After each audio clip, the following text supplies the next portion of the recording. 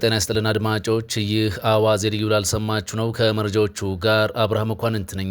ዋሽንግተንና ቴህራን ከስምምነት ላይ ቢደርሱም ከሊባኖስ ጦሬ አይወጣም ስትል እስራኤል ገልጻለች። ቴህራን ከዚህ በኋላ እስራኤል በሊባኖስ ላይ የምትፈጽመው የትኛውም ጥቃት ከአሜሪካ ጋር የተደረሰውን ስምምነት የሚጥስ ነው ስትልም ማስጠንቀቂያዋን አሰምታለች። ፕሬዚዳንት ዶናልድ ትራምፕ የሆርሙዝ ሰርጥ የፊታችን አርብ ሙሉ በሙሉ ክፍት እንደሚሆንም ተናግሯል። ከ108 ቀናት ውጊያ በኋላ ኢራንና ዩናይትድ ስቴትስ ጦርነቱን ለማስቆም የሚያስችል የመጀመሪያ ደረጃ ስምምነት ላይ ደርሰዋል። ለመሆኑ በ108 ቀናት ውስጥ የተከናወኑ ዋና ዋና ነጥቦች ምንድናቸው? በዘገባችን እናስደምጣችኋለን። ሁሉንም ጉዳዮች በዝርዝር ታደምጣላችሁ። አብራችሁን ቆዩ።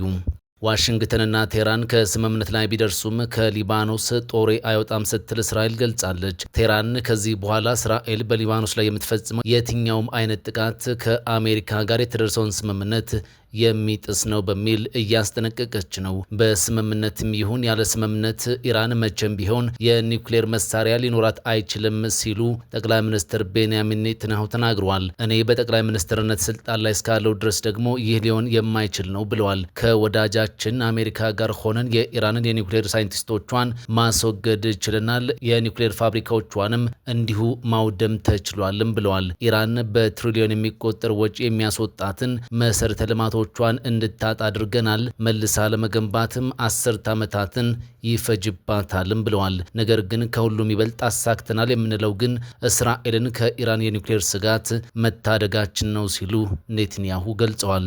በዚህ መንገድ ከፕሬዝዳንት ትራምፕ እንዲሁም ከአሜሪካ ጦር ጋር ሆነን ባንታገል ኖሮ ኢራን አቶሚክ ቦምብ በእጇ አይገባ ነበርም ብለዋል። ይህ ማለት ደግሞ ሁላችንም በሞት አፋፍ ላይ ነበር የምንሆነው ሲሉ አንስተዋል። እናም አሁን ያደረግነው ይህንን ሞት ከኛ ማራቅ ነው። ይህንን ማሳካት ችለናል በማለት በዚህ ጦርነት የተገኘውን ድል አብራርተዋል። ጠቅላይ ሚኒስትሩ ወደ ኋላ መለስ ብለውም ማንም ባልጠበቀው ሁኔታ ሁሉንም ታጋቾቻችንን ከጋዛ ማስመለስ ችለናል በማለት በጋዛ የነበረውን ተጋድሎ ትላንት በሰጡት መግለጫ አብራርተዋል። ነገር ግን ይህንን ማድረግ እንደምንችል ብዙዎች ተጠራጥረውን ነበር። እንዲያውም አንዳንዶች ተሸንፈን እንድንተውና ወደ ራፋም እንዳንገባ ጠይቀውን ነበር። እኔ ግን ያንን መቀበል አልቻልኩም። በመጨረሻ ግን ሁላችሁም እንደምታውቁት አሳክተነዋል ብለዋል። አሁን አንድ ነገር በእርግጠኝነት መናገር የምችለው ነገር ቢኖር ኢራን በጣም በከፋ የኢኮኖሚ ጫና ውስጥ ነው የምትገኘው። አገዛዙ መሰነጣጠቅ ገጥሞታል። መቼ ያበቃልታል የሚለውን መናገር ባይቻልም መውደቁ ግን አይቀርም ብለዋል።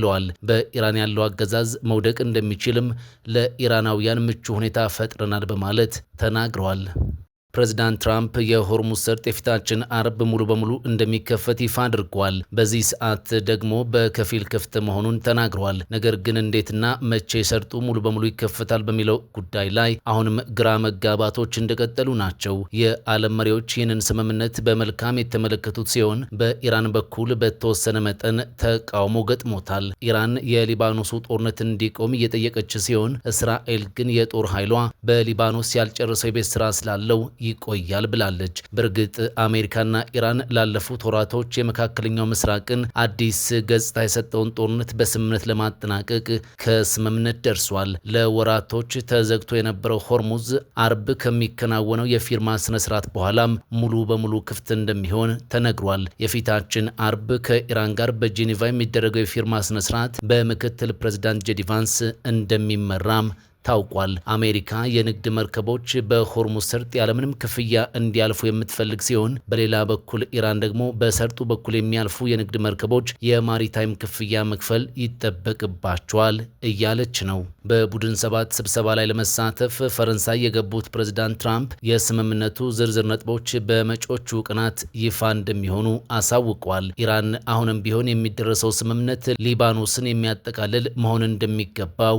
እያሳሰበች ነው። ምንም እንኳን ኢራን ይህንን ብትልም ጠቅላይ ሚኒስትር ቤንያሚን ኔታንያሁ ግን የእስራኤል ጦር በደቡብ ሊባኖስ እንደሚቆይ በይፋ አረጋግጧል። በተጨማሪም ጠቅላይ ሚኒስትሩ ኢራን የወደሙባትን የኒውክሌር መሰረተ ልማቶች መልሳ እንድትጠግን መፈቀድ የለበትም ብለዋል። ከ108 ቀናት ውጊያ በኋላ ኢራንና ዩናይትድ ስቴትስ ጦርነቱን ለማስቆም የሚያስችል የመጀመሪያ ደረጃ ስምምነት ላይ መድረሳቸውን አስታውቋል። በፓኪስታን አሸማጋይነት የተገኘው ይህ ውጤት የፊታችን አርብ በጄኔቫ ስዊዘርላንድ ይፈረማል ተብሎ በጉጉት እየተጠበቀ ነው። በ108 የጦርነት ቀናት ውስጥ ስለተፈጠሩት ዋና ዋና ነጥቦች አለፍ አለፍ እያልን እናስታውሳችሁ። በጦርነቱ የመጀመሪያ ቀናቶች ማለትም ከየካቲት 21 እስከ መጋቢት 2 ባሉት ጊዜያት ውስጥ የበላይ መሪውን አያቶላህ አሊ ካሚኒን ጨምሮ በደርዘን የሚቆጠሩ የሀገሪቱ ባለስልጣናት በአየር ጥቃት የተገደሉበት ጊዜ ነበር። ኢራንም በምላሹ በቀጠናው በሚገኙ የአሜሪካ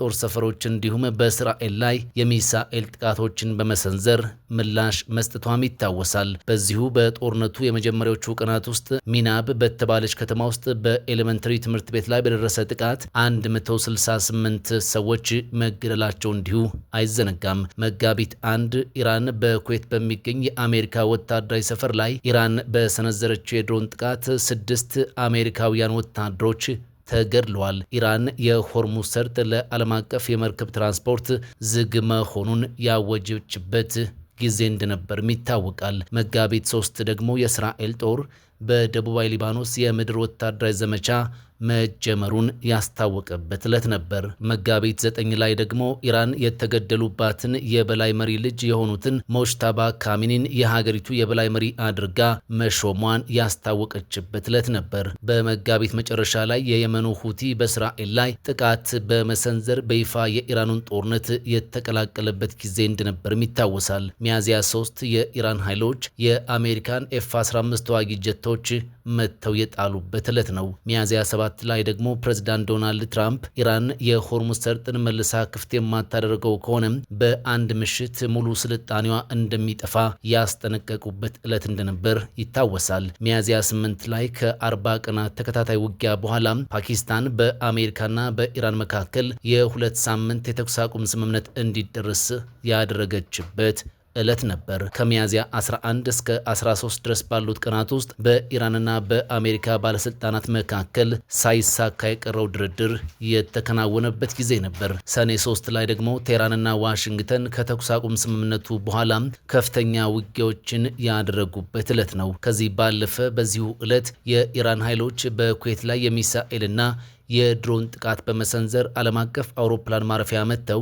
የአንድ ሰው ሕይወት የጠፋበት እንዲሁም ከ60 በላይ የሚሆኑት ደግሞ የቆሰሉበት ጊዜ እንደነበር ይታወሳል። ሰኔ 9 ኢራን የአሜሪካን ጦር አፓቼ ሄሊኮፕተር መታ የጣለችበት ዕለት ነው። ፕሬዝዳንት ትራምፕ በኢራን ላይ ሊሰነዘር የነበረም ከፍተኛ ጥቃት መሰረዙን ያስታወቁበት ዕለትም ነበር። ሰኔ 14 ፕሬዝዳንት ትራምፕ ዋሽንግተንና ቴህራን ጦርነቱን ለማቆም ስምምነት ላይ መድረሳቸውን አስታወቁም። የፓኪስታኑ ጠቅላይ ሚኒስትር ሁለቱም ወገኖች ሊባኖስን ጨምሮ በሁሉም ግንባሮች ላይ ወታደራዊ ዘመቻዎችን እንዲያቆሙ ማወጃቸውንም ያረጋገጡበት ዕለት እንደነበር ይታወሳል ሲል ቲአርቲ ወርልድ ጽፏል።